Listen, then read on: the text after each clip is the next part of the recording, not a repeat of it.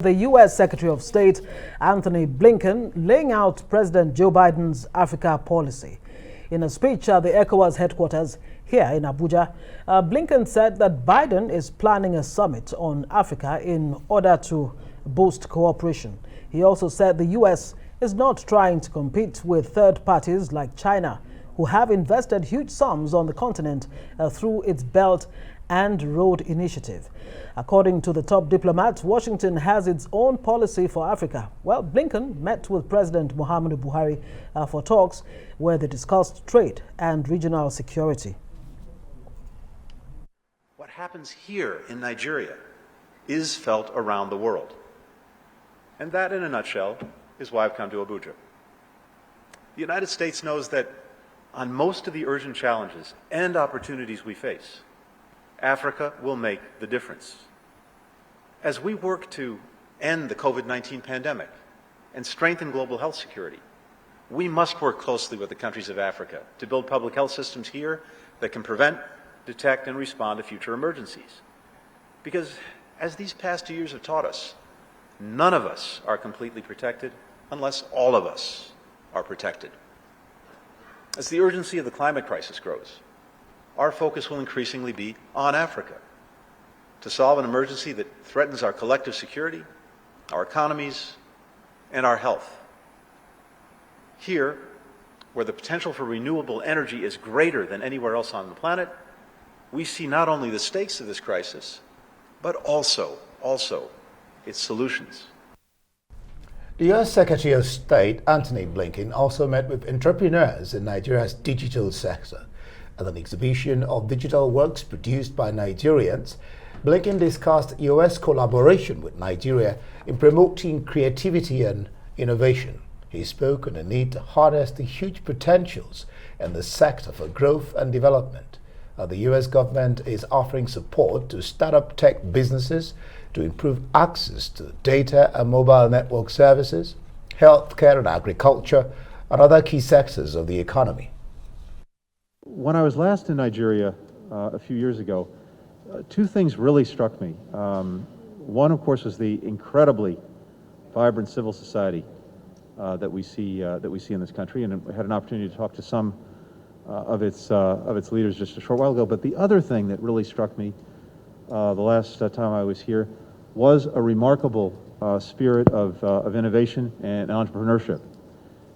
Something that I had some experience in seeing when I was here, and I was really eager to come here and, in a sense, see where things are, both to see some of the incredible innovative work that's been done, but also to try and understand what the environment is like for innovation, for entrepreneurship, how that can be made even better going forward. So I really wanted to hear from people who are on the front lines of this work, not only having great ideas, but, as Deji said, finding the ways to make them real and to bring them to market. We've been supported by USTDA.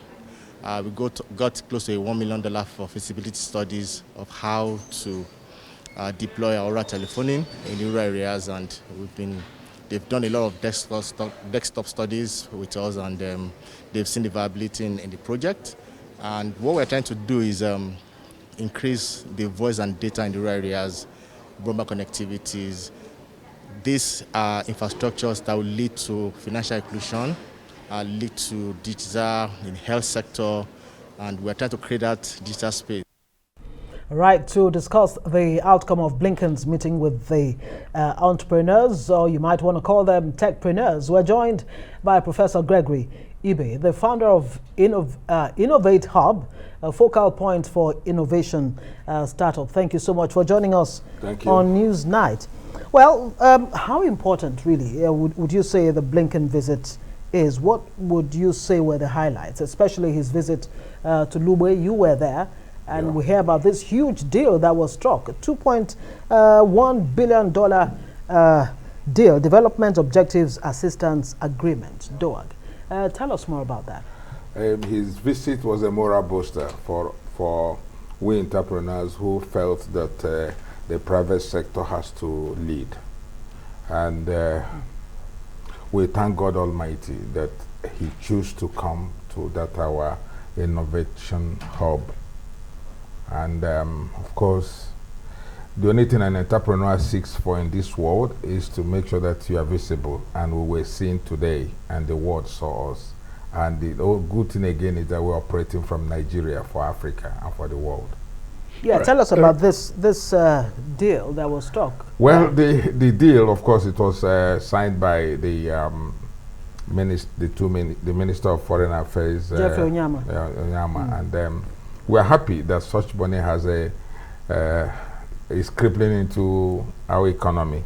But again, the target is that the unemployment situation in the country, the youths that are involved in different vices have a great opportunity to develop themselves, develop their creativity, and then make money for not just for themselves, for our country, because we need growth at this level instead of allowing them to sit at home or to be involved in things that the world sees as evil. So this money that is coming to Nigeria should be well channeled. Of course, he said it has to do with USAID managing it. And then we're happy that the embassy took care to have this, to showcase what Skill G has succeeded in doing, having been trusted with a lot of things to do with Nigerian development and revamping of study of science and technology. So we are coming to the setting up this hub to bring us to the Silicon Valley that will support African development. Fantastic. Now that I wanted to come from another angle. Now that we're talking about government, of course, Blinken discussed with entrepreneurs, but like I wrote here, I don't think it was going to be a deal directly between you or your representatives. So, like you've pointed out, my guess is that it is with government. So, how is the Nigerian government being factored in? In other words, how is the hub all of you going to relate with the Nigerian government and then the American government to be able to, really bring this thing to forward? The good thing about this is that the USAID, the embassy and all that has a template. And that template, they've put it already in trial. You overheard in the past couple of months now, the American embassy want to build up some hubs in Nigeria. So, of course, those investments will help to not only to mop up some of our youth with the best of ideas who have a lot of creativeness in them, so that the embassy will also supervise on what America wants. Of course, it's a far departure from what we call the downstream sector in terms of project here, project there, but develop the individual. You can be sure that will be in the near future we'll have billionaires coming out of Nigeria, just like all the base tax and all that. Nigerian boys and girls have the brains. If you want to visit our IFA Center starting from November, you will see the brains. So every 6 months, we make entries, and people write in their projects and ideas, and then we hit on with them. And then after selection, we will narrow them, put mentors to them, and then expose them to the world. And your ideas lead to products. And then we also expose you to bring in all the investors all over the world to invest in your ideas. Okay, great. That seems to be the future that Nigeria is actually looking forward to. But Blinken, in his statements, did not mince words when he said, yes, we know Nigeria has relationships with other third parties, naming, of course, China and the Belt and Road project. How different do you think the U.S.-Nigeria, U.S.-China relationship is, and how mutually beneficial in each case? I sincerely believe that the United States, I live in the U.S., they are watching all the developments. We are buying all the machines and all the spare parts, and transfer of technology is not even working out. Rather, they sell you machines and help you with some level of infrastructure, but they deny you the actual ingredients, which is technological transfer.